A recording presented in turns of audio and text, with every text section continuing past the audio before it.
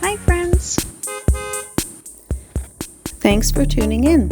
If you like this video, please give it a like, comment below, and take a moment to subscribe to our channel. West Guilford is a charming rural community located in Haliburton County, Ontario, at the northeastern shore of Maple Lake, where Highway 118 intersects with County Roads 6 and 7. The area is characterized by its warm summer humid continental climate, offering distinct seasonal changes throughout the year.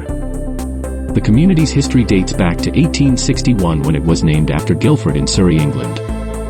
In 1869, the first settlers, William Overton, Francis Coates, and George Kelso, arrived, marking the beginning of the settlement. In 1905, the Barnum family donated land for the establishment of the West Guilford Baptist Church and a cemetery, contributing to the community's spiritual and social development.